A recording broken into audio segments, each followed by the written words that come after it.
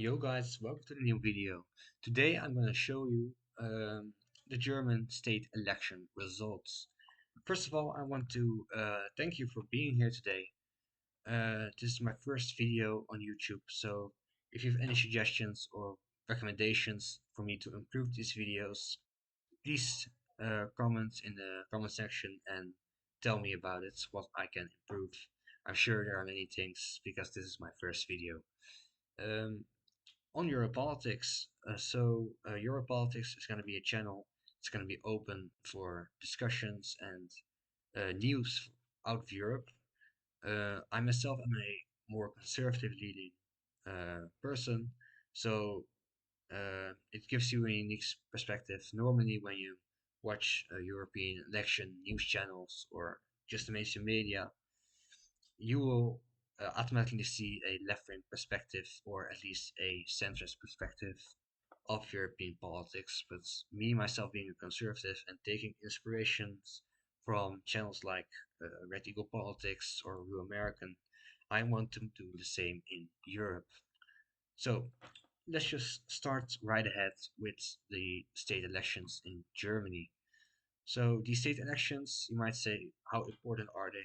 Well, they are quite important as we will see the growth of certain parties, and these elections will set the tone of the federal national election next year in Germany.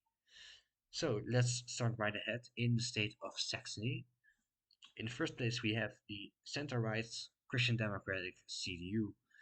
They lost 4 seats, but when it comes to the popular votes, it just remains pretty much the same for them. The CDU is center-right and is the main opposition party in Germany. And their new leader, um, Friedrich Merz, they have shifted a bit more towards the right and appealed more to the base. And actually quite really successful because if you look at the polls right now, we see since the last election when they got 24%, they have increased towards 31%.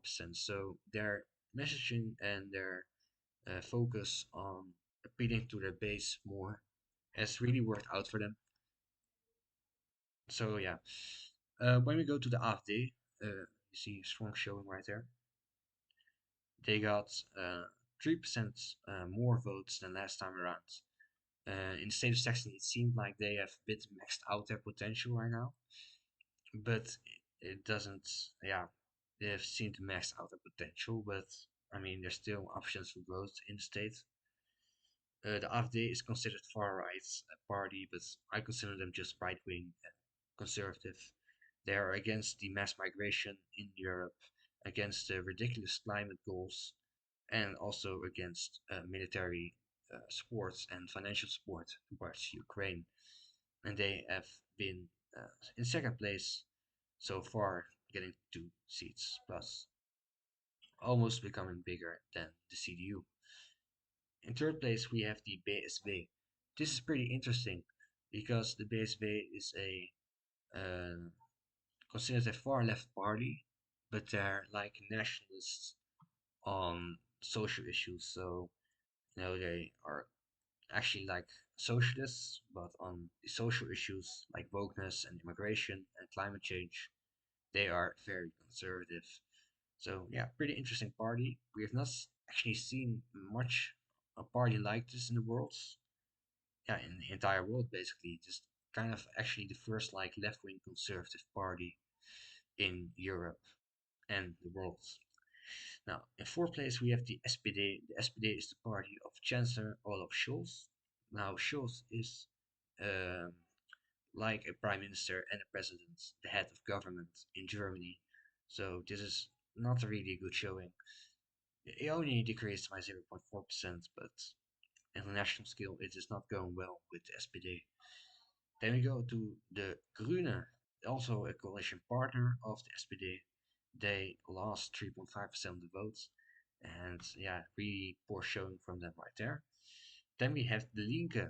Now, the Linke is a party uh, that, like the BSV, is economically far left, but on social issues is like very progressive and very liberal. The BSV, led by Sarah Wagenknecht was a member of the Left Party, but eventually left that party to uh, establish the BSB. And then we have the FW, the Vrije Wähler, to say correctly in my Dutch German accent. So yeah, they won one seat. They did it through the what's this called? It's like the constituency system. So when we look at the map, you see right here, we can clearly see that in rural areas the AfD performed pretty well and good.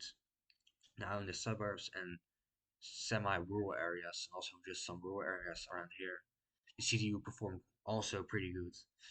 Now you really see in the inner cities, we see left-wing parties really gain strength. But outside of that, it's not really good for the left-wing coalition that's right now in power. So yeah, that's the results in Saxony. Now you might say, what's happened? What happens next right now? So well, what happens next is they gotta form a coalition together, and you might say that's pretty easy, right? It's just put the CDU and the AfD together, and you have a majority. But the AfD is considered too extreme, and they view every other party views them as extreme, and they should be held out of government. Which really, if you ask me, is a very undemocratic thing, because you can't just ignore 30.6% of the people of a state compared to the rest. But it seems likely that they're gonna exclude the AfD from governing, because the current coalition, state coalition, is between the CDU, SPD, and Grüne, and they hold at least half of the seats, so they probably won't need any other party.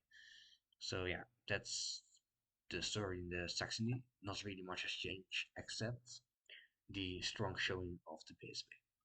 That's the real thing that has changed. Now the most important and biggest one is Thuringen. What happened to Thuringen was a big AfD win, big showing, gaining 10% and gaining 10 seats as well. They have become the largest by a landslide. They really destroyed the CDU, and the BSV also performed pretty well here, 16%. The incumbent governments of the state, led by the Linke, they lost a lot of votes, probably thanks to the PSV and the AfD. Then the SPD, the party of Chancellor Scholz, lost. The Greens came under the threshold, and also the FDP, also a coalition party on the federal level, got under the thresholds. So what does this mean? Well, we can go and look in the coalition making of the state. Well, first they are gonna go to the AfD. The AfD is gonna go first, and they will have to sort out a coalition. Well, you might say once again, the CDU, strong majority, but that's not gonna happen because the CDU has refused to work with the AfD.